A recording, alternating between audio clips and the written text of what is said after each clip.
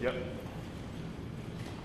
Well, welcome this morning. My name is Matt DiMatteo. I'm a pastor here at New Life Community Church. Live and serve here for the last 21 years. And today we wanted to kick off our time together with a word of prayer. I think it's fitting, coming off of Holy Week. It's a heavy week, coming off Holy Week, celebrating and remembering the loss of a son, the Son of God. And then coming through Easter, Resurrection Sunday, yesterday as a celebration. But here we are a week later, mourning the loss of a son of Little Village. And so I want us to start out with a word of prayer. So if you join me in prayer. God, we come before you as broken, hurting people in a broken, hurting city, battling epidemic of COVID-19, battling an epidemic of violence, battling an epidemic of racism and white supremacy, battling an epidemic of pain and sorrow and hurt of mothers who've lost their loved ones. And we come before you humbly and asking for wisdom, asking for justice, asking for hope, and asking for healing. We come before you, pray that you lead us and guide us during the time of our this press conference, the time together. Give us the wisdom and understanding and grace to be able to see each other, to be able to walk together, and know that the fact we are indeed stronger together. So we praise you, we thank you, we pray all these things in Jesus' name. Amen. Amen.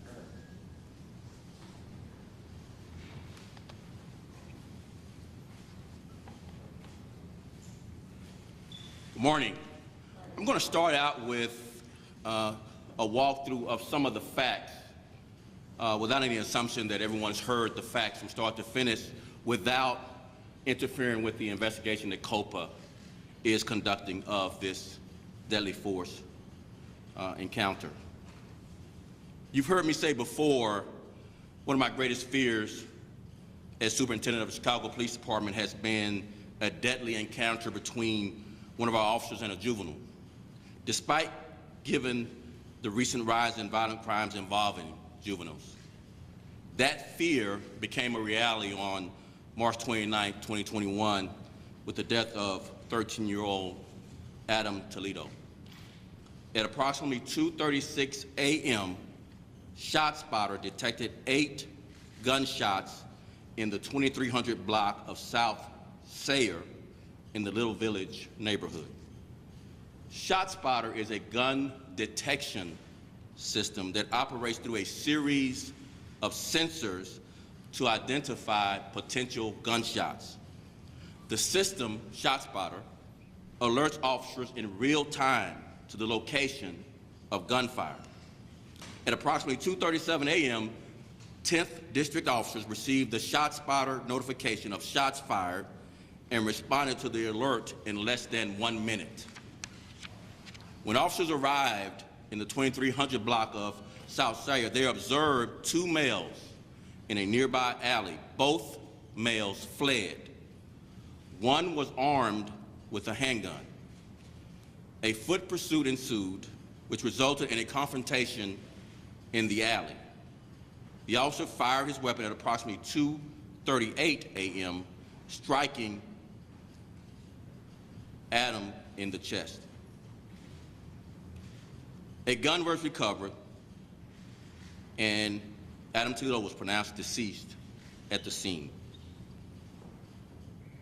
Why did it take so long for the Chicago Police Department to identify Adam, and what happened between that time and the identification? The answer is this.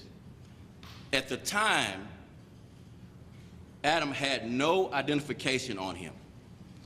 The 21-year-old man who was with him and was arrested for resisting provided a different name from Adam, gave a false, phony name. And we lost considerable time trying to identify Adam because of the wrong name. We fingerprinted the deceased Adam 3 separate times, and there were no matching records in any database. Members of the Chicago Police Department's missing persons desk began combing through missing persons reports from the west side to the far north side in police districts, the 10th district, the 20th district, and the 24th district. We also reached out to nearby suburbs trying to identify Adam. Chicago Police Department detectives were focused on all open cases of people who had not been located but were reported missing. After reviewing numerous reports and unable to identify Adam, detectives began reviewing cases of missing people who had returned home, 2 separate buckets of information.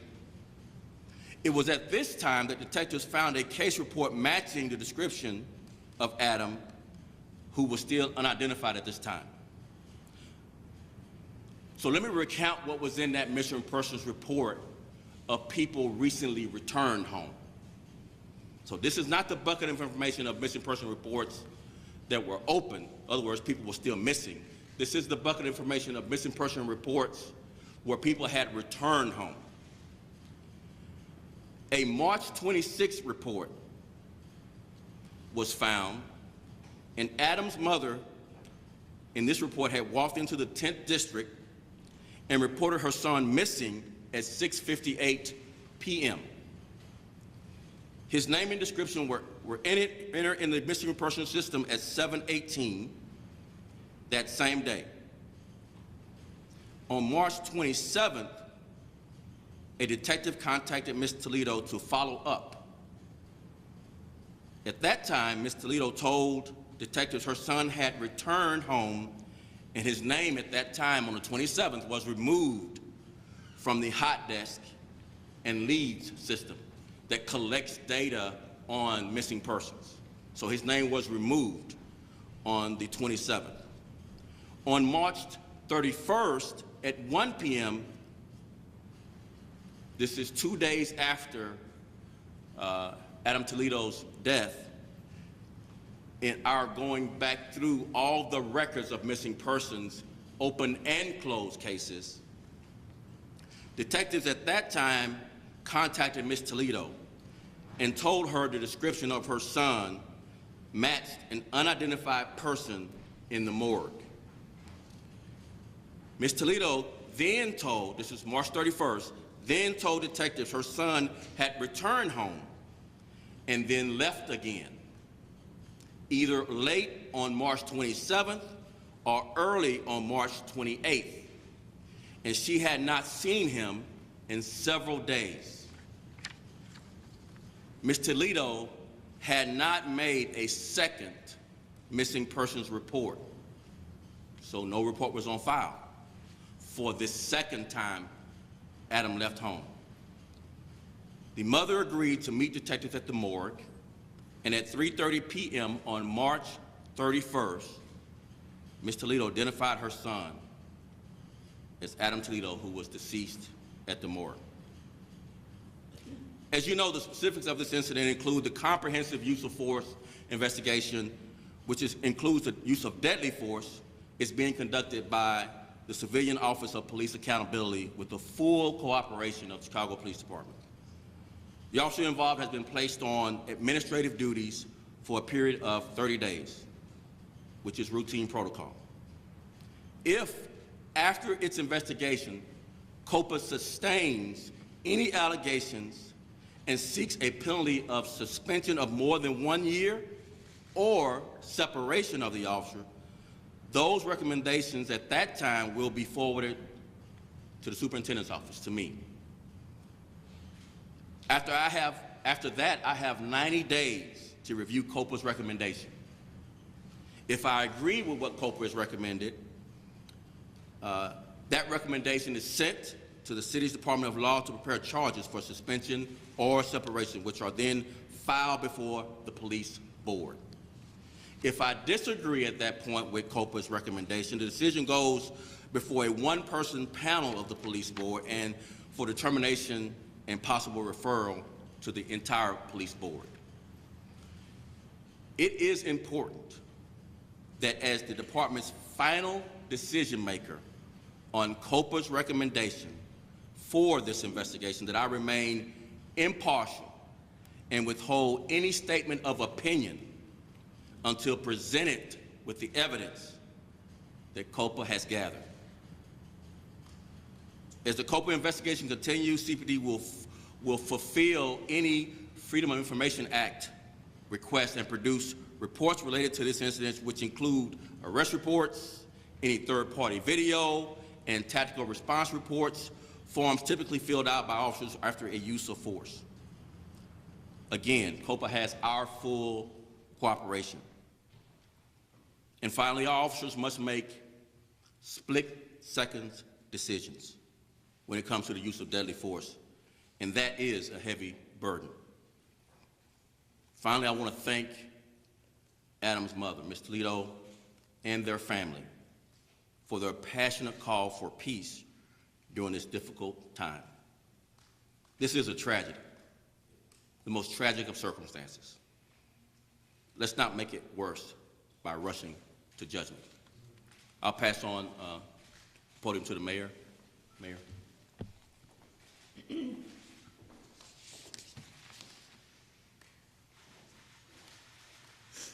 Thank you, Superintendent. On this Easter Monday in House of Worship, I am here today to again publicly offer my condolences to the grieving Toledo family who lost their son and brother Adam a week ago. Every loss of life in our city is tragic, and here involving a 13-year-old boy evokes even more pain and sorrow. I also want to say a few things about the response and the path ahead. In the weeks since this child's passing, there have already been hundreds of opinions proffered as fact. Let me say a few words about all of that. First, let us not forget that a mother's child is dead. Siblings are without their brother, and this community is again grieving. None of us have walked in Ms. Toledo's shoes, and none of us will. As a person of faith, I know that there is only one who can judge, and it is none of us. This is a complicated story, but it's not my story to tell, particularly not as our understanding of the facts is evolving. What I do know, and what I will say, is Ms. Toledo and her family need our love and support in this moment, not our withering judgment. Give her the space to breathe, to start to comprehend for herself in her way and at her own speed the magnitude in which her life and that of her families have now forever changed because of events that started before things ended for Adam in an alley at 2:30 a.m. last Monday morning. I'm asking for the media and others to give her that respect and that grace. My words and my plea come from my own experience of having lost a brother to the streets at about the same age of this boy. Families try damn hard and often struggle to protect their own from the dangers of the world. But for some, the street can be every bit as seductive as a narcotic. That was certainly true of my brother, and it took over 40 years, many lengthy jail sentences, addiction, and many other dark times before that boy became a 60-something-year-old man who now struggles every day to keep his life on track. I had the privilege of speaking briefly with Ms. Toledo. I called to offer her my condolences and my help for whatever she needs. She was, as you might expect, overcome with emotion and profoundly grieving. I have spoken to many in this community in the days since this tragic event happened. As a mayor and also as a resident, I am proud of the way that this community has rallied to help this family. That is true because people here are generous of time, spirit, and resources, even when they have little. But also, sadly, because they know, there but for the grace of God, go I. This community of Little Village has experienced too much violence and too much heartache. I've had a number of thoughts since I learned of Adam's death a week ago, and it's impossible for me not to view this tragic event through the eyes of a mom. I too have a 13-year-old, and I will acknowledge that I hugged her a little tighter and prayed with an even greater sense of urgency for the Lord to keep her safe, as I prayed for the Lord to welcome Adam home. While the investigations are ongoing, I want to reinforce my respect for the independence of the COPA investigations and the state's attorney's review of this case. I urge both to be thorough but expeditious. The family and the public needs a full accounting. And one issue that is clear is that foot chase was involved. And let me address that briefly. In January of 2018, the Obama administration, the DOJ, flagged foot chases as something that required immediate consideration. And I agreed way back in August of 2019 as a candidate when I commented on a draft of the consent decree that was offered up for public comment. Unfortunately, the final version of the consent decree put this issue off for several years, but it is now past time to act. Tragedies like these also underscore the urgency of reforming CPD's foot pursuit policy, not tomorrow, but now. Foot pursuits present a significant safety issue, officer safety, but also community safety for the pursued and for bystanders. And CPD engages in hundreds of foot pursuits annually and many every single day. Police get a call, they see a potential suspect, their adrenaline is pumping, and oftentimes they get separated from their partner, so they're running on their own through a dense, often dark, urban environment. And to add to that, the person being pursued often has a firearm or is suspected to, and so does the officer. The combination of these elements creates a dangerous environment for all involved, the officer, the person being pursued, and any bystanders. So now, we cannot and will not push the foot pursuit policy reform off for another day. And as Adam's death continues to ripple through our Latinx communities in both Little Village and across our city, we must commit ourselves to the necessary work of creating an environment where all of our residents can live their lives safely. In February of this year, CPD established a set of guidelines for foot pursuits. In early March, the consent decree's Independent Monitoring Team, or IMT, completed an assessment of CPD's data related to foot pursuits and determined that the department should adopt a foot pursuit policy. As mayor, I am directing that a new policy be in place before the summer, and it must reflect the input of focus groups of officers and the community. And the superintendent and I are in full alignment on the urgency of this endeavor. No longer can we afford to put off for tomorrow what we can address today, because lives are truly at stake.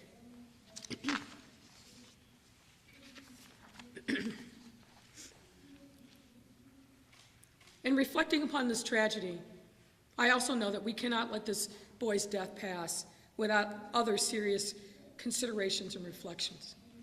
We have an opportunity and really an obligation to take swift action to get to the bottom of how it was that a 13-year-old boy came to be in possession of a gun. I refuse to just treat this as business as usual.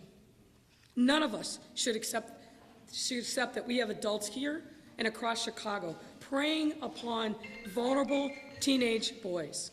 We cannot allow our children's faith to be preordained or relegated to anything less than fulfilling their God-given potential. We have a responsibility to do everything we can to allow these children to grow up surrounded by love and support and opportunity. That's how we lessen the allure of the gang life and how we reduce the opportunity for young people to be led astray. In my time as mayor, we have exponentially increased our investments and outreach to our young people from pre-K through college age. And while we're working round the clock to provide support to our young people through programming that keeps them engaged, focused on achieving their dreams, and most importantly, off the streets, and working to make sure their families have access to social services, economic opportunity, and jobs that pay a living wage. Incidents like these are a reminder that we must work that much harder to keep all of our children safe. We must take this tragedy as a sentinel moment and target all of the factors that allowed it to happen in the first place. Let's be clear. An adult put a gun in a child's hand, a young, impressionable child, and one who should not have been provided with lethal force, a weapon that could and did irreparably change the course of his life. This happens way too often in our city, and it's a way past time for us to say no more. So I have directed the superintendent and the chief of detectives to use every resource to track down the origins of this gun through tracing, fingerprinting, and DNA, and any other means, and to find the person responsible for giving it to Adam. I want to bring that person or persons responsible for putting that gun in Adam's hands to justice. Gangs are preying upon our most vulnerable, corrupting these young minds with promises of familia and lucre. Like good shepherds, we have to better tend to our flocks to keep the wolves at bay. And when the wolves dare try to take one of ours, we must hit them hard with the staff of a community united against the evils that threaten our youth. So we must find those responsible and hold them accountable. Now, I want to end where I began, and that is with a prayer for the Toledo family. We are holding you in our hearts and praying for you during this unfathomable moment. And to all Chicagoans, let us stand united around the Toledo family as they grieve in the entire Little Village community, which has been through so much, especially over the course of this last year. No family or community should ever have to endure the pain of losing a child. Too many young people have been buried in this community. And as your mayor, and as a mother myself, I'm committed to doing everything I can to bring you the answers, to bring justice and the healing that this family, this community, and this city need and deserve. Thank you. And with that, I'll welcome Alderman George Cardenas to the podium.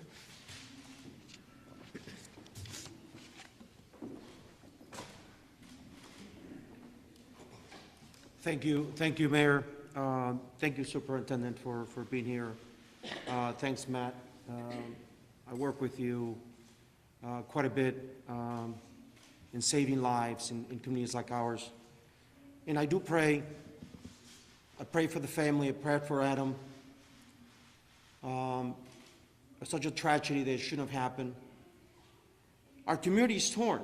If you go on social media, on discussion blogs, or on Facebook, people are talking about it endlessly. How is it possible that this 13-year-old is in an alley at 2:30 in the morning, instead of preparing to go to be at school or to be in a learning stage?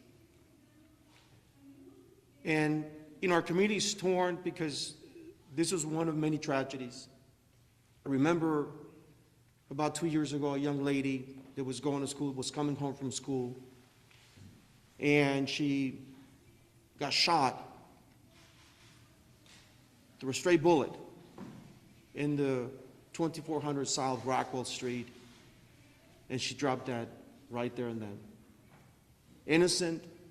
She had nothing to do with violence. And life was taken from her, just like this young man. So I joined the mayor, I joined every stakeholder in the city and the state and beyond to really, stop at nothing. We passed 2-3 stimulus bills from Washington to right the ship, to right our cities, to get back on our feet. But we can't do it without our youth, without the future that's going to be governing or creating something, creating the next company, the next Amazon and the next Facebook. We can't do it without them. And the youth community is part of that future. There's more young people here than any other place in the city. This community is young, it's vibrant. Our core values is church and family. You're standing right here. That's who we are. And so we struggle with this epidemic of violence, a gang culture. We got to break through. We got to break through. And we cannot give up. We cannot give up for Adam, for the young lady, or the other young man that also was going to school, was going to be successful, was going to UIC and was shot dead, also on the 23rd block of Rockwell, because he was wrongly at the wrong place at the wrong time. Also late at night, got lost, went through the streets, and they thought it was somebody else. And I can go on and on. No need to name the names, but the pain is there. The pain in our community doesn't go away. And I'll be honest, there's no script here. I live it. I live it with many families that call me, they have their sons are wayward, that there's nothing they can do, they can't control them. And I can't imagine, there's no passing judgment on this family, this mom. But I can only imagine what she went through and what was everything that was in front of her. And maybe that she didn't have the tools and the resources, and maybe the school probably knew something about this young man, or the teachers or the counselor. Somebody in the neighborhood knew something that this young man was going through but couldn't say anything. Because nowadays, in the community, there were neighbors and brothers and sisters. We're too quiet to say anything because we might offend somebody. And I think that's got to stop. It has to stop because it wasn't like that. It wasn't never like that. It was communities and families that helped each other out, that told me if my daughter was, they were seeing something about my daughter that I should be concerned about. This young man had nobody.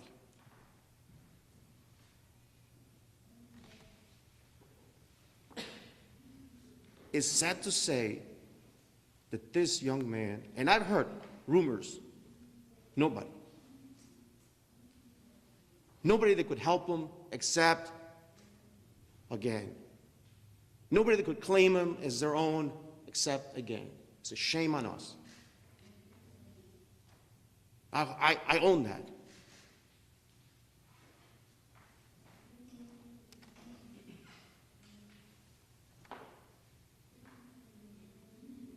You wish you could do more.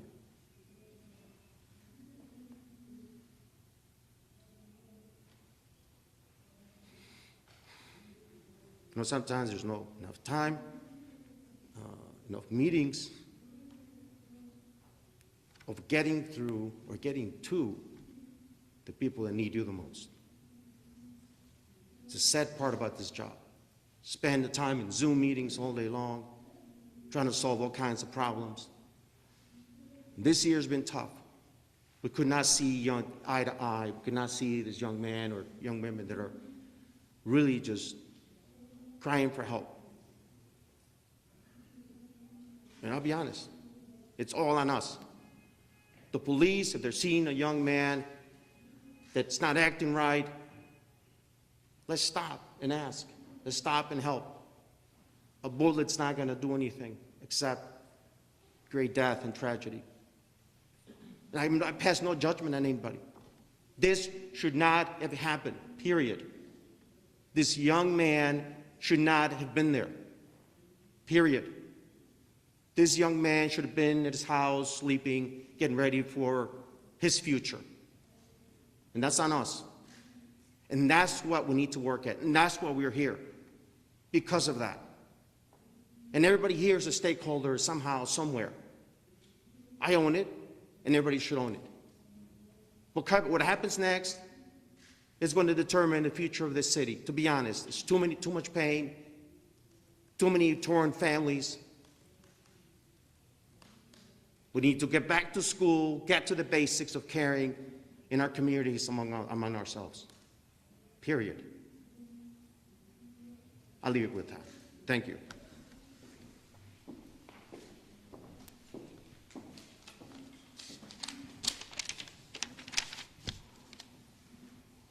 I'm going to invite my son Ben actually to come up and stand with me. And this is intentional.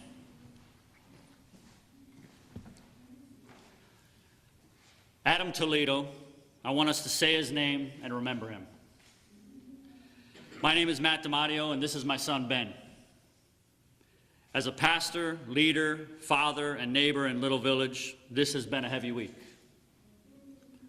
Adam was a 7th grader at Gary Elementary here in Little Village. My son Ben is a 7th grader at Gary Elementary here in Little Village. Adam and his family lived a few blocks from New Life and a few blocks from our house. Adam was our neighbor. Adam was a 13-year-old child. Adam's life was taken 1 week ago today. And in talking to Mom, we lost a future police officer to a police officer. That's heavy. Mom sent me pictures, and there's pictures of Adam in police gear. Adam was our neighbor, and we lost a son, a neighbor, a student, and there are no winners in this situation. At New Life here, we seek to connect youth and young adults to hope, healing, and community through mentoring, education, sports, street outreach, and food distribution. We've been doing it for the last 16 years. And we work with all young people, no matter what, without judgment, and it's with great sadness that we didn't get to wrap around Adam. I feel that we failed this young person. I failed Adam Toledo. We as a city failed Adam Toledo. The Bible says in Romans 12:15, we are to be happy with those who are happy and weep with those who weep. And this week, Elizabeth Toledo, Adam's mother, is weeping and mourning the loss of her son Adam. And as a father and pastor, I weep with her. We as a city should all weep with her. We lost a 13-year-old child. Then in Micah 6:8, the Bible says we are to seek justice, love mercy, and walk humbly. We are seeking justice in this situation. We want to know exactly what happened the night of this incident, and we want COPA and the CPD to show Adam's mother and the city what led to this horrible outcome. It's what Elizabeth wants. I met her Thursday morning at the scene where her son's life was taken. And we all need to work towards justice so that this will never happen again. All sides, meaning resources, mentors, and supports for young people like Adam, training and accountability for CPD, and supports for our neighborhoods to walk with young people like Adam. We all lost here, and we must do better. We must seek justice and everything that comes with it.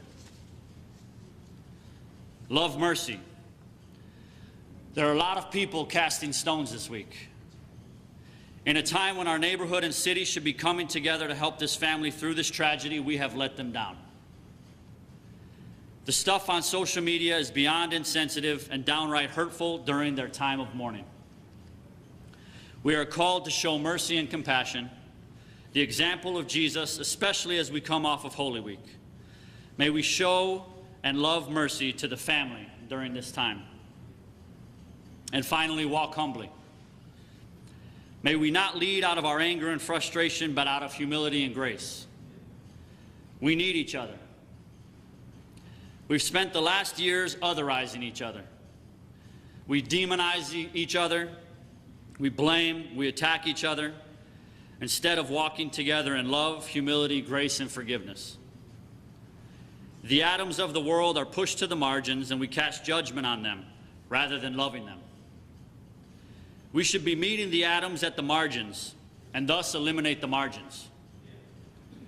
We need to realize that we are indeed stronger together and realize there is no us and them, it's only us. And I want to ask us today, as a city of Chicago, who is the atom in your life? So many people run across our young people in our neighborhoods. They judge them, ignore them, or blame them, but rarely ask how they're doing and what they may need. And it's time to do something. If you want to help, you can reach out to us. There's a movement of people across this city working towards peace in neighborhoods across the city. The Communities Partnering for Peace team is 15 neighborhoods, or 15 agencies in close to 30 neighborhoods, working day in and day out. Street outreach workers loving and walking with the atoms of this world. Well, man, we need more. This is the only way we heal. And Elizabeth, I'm sorry that we as a city failed you and your son. May we continue the work of compassion and action for Adam, for Ben, and the rest of our young people in Chicago. They deserve better now. Tonight we will have a community healing vigil at 4:30 at 24th and Sawyer. We'll be coming together to remember Adam's life. We'll pray together. We'll have a balloon release. But we need to do something different now. Thank you. Is it done?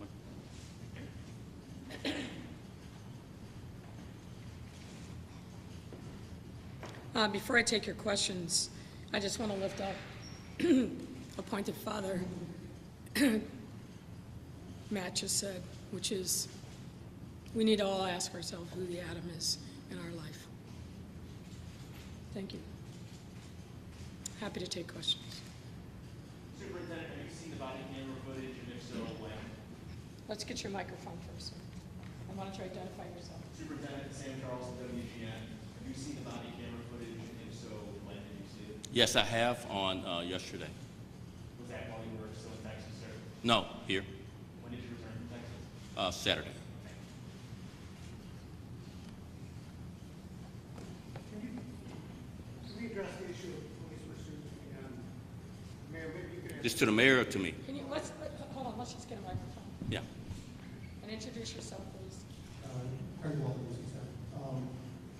can you address the police pursuit, the visions, Mayor, that you're looking for, and what do you have concerns, and how do you balance sending a message to criminals that they can just run if police won't pursue them? No, that's not at all what we're saying. What I'm saying is foot pursuits pose a significant safety issue.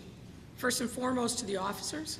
As I said, and I've talked to a number of officers over the course of this last week, and I know from my own experience, it is one of the most dangerous things that they engage in. They often get separated from their partners. Communication is difficult. You're running through a dense urban environment, an alley, a street, a backyard. So it's way past time that we reckon with this reality that happens literally multiple times every day across many neighborhoods in our city, hundreds of times a year. So the superintendent has already begun the process. There'll be focus groups from officers, focus groups from the community to strike the right balance in looking at best practices from across the country. I've spoken to a number of different mayors over the course of this last week. I think we can stand up a policy that continues to protect our communities, but does it in a way that doesn't put all involved at risk. Mayor, have you seen the police body cam I have video? not. You have not? I've not Do you yet. intend to? I will after the mother is able to see them. I think that she should see the entirety of these videos first. I think I owe her that respect. And I want to also make sure that we are continuing to be mindful of the importance of the independence of the COPA investigation. The state's attorney, obviously, as a matter of course, this case was referred to them, but I don't urge both, again, to act thoroughly but expeditiously. And do you know if this time has been scheduled yet with COPA for the mother to go and see this video? I'll let COPA address that issue.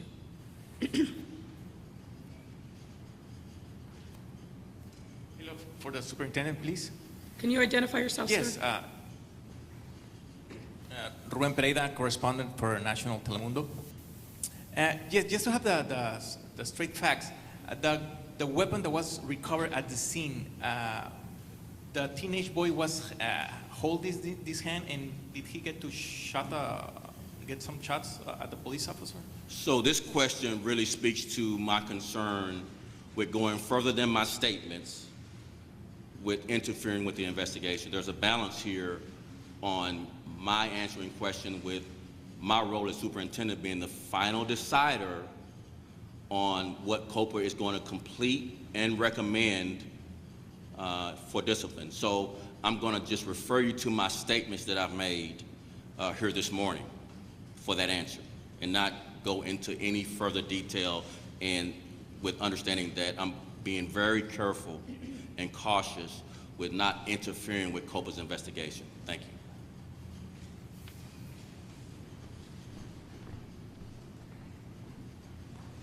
Dane Placco with Fox 32. There was a report over the weekend that a street gang has threatened retaliation over the shooting. Superintendent, is there anything you can tell us about that?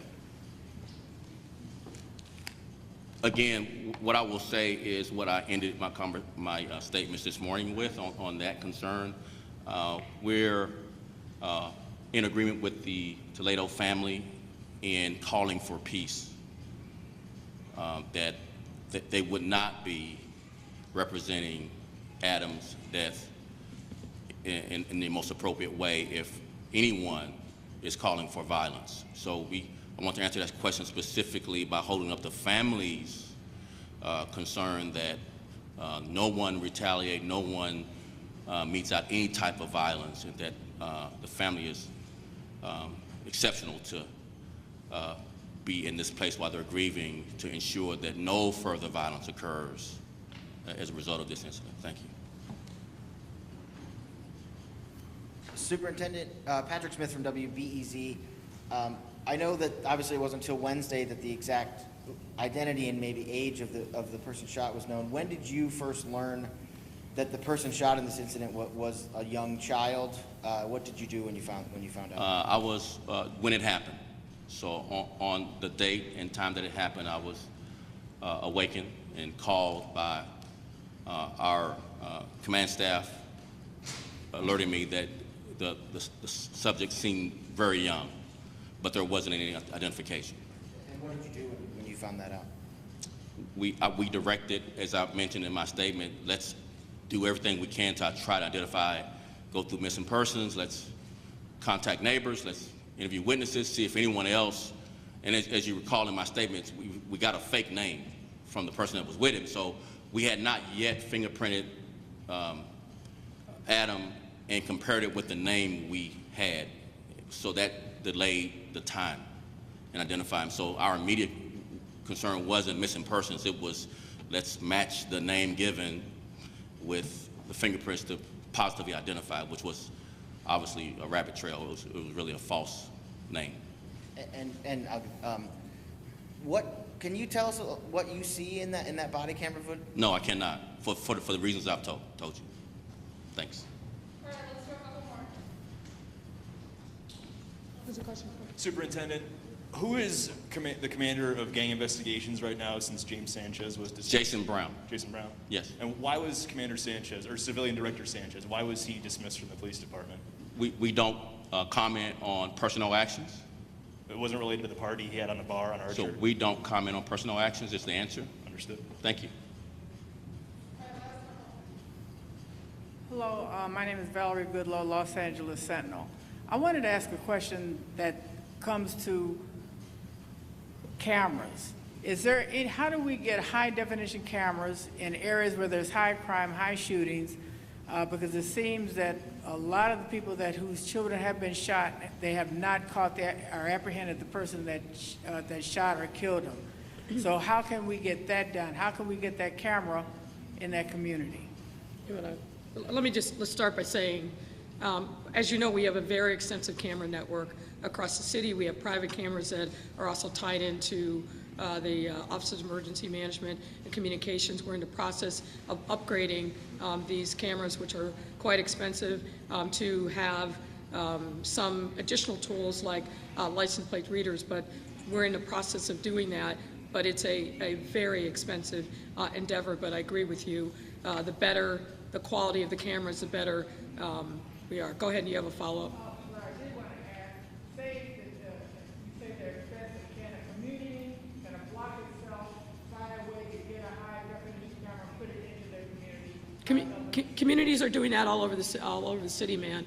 What I would recommend is that you coordinate with your local alderman. There are a number of aldermen have used their menu money to purchase cameras at a particular intersection when there's a community desire that exceeds what we are doing on a more systematic basis. But that's happening all over the city, and we work with community members on a regular basis to do just that. I guess one thing we haven't heard from the superintendent or from, maybe you can address this, Mayor. How concerned are you about this threat to officers and that it actually is real, and what it could mean if they are firing at what looks like an undercover cop car going down a street in a neighborhood?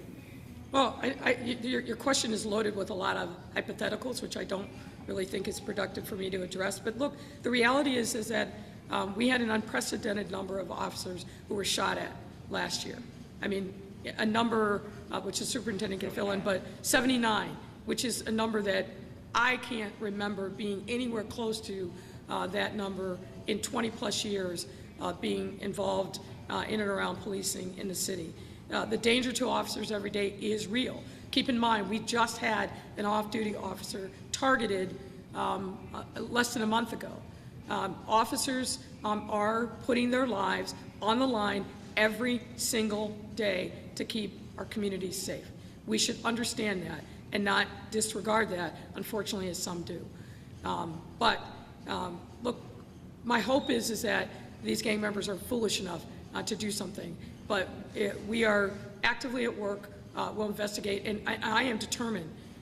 We will find the person who put this gun in Adam's hand. We will not be deterred by threats from gang members. An adult must be responsible for putting that gun in a child's hand. We have an obligation to his family, to this community, and all over our city to say to gang members and others, we will not tolerate you using our children as pawns and setting them up for a life of misery. That's what's happening in way too many communities, and here's where we must draw the line. Thank you.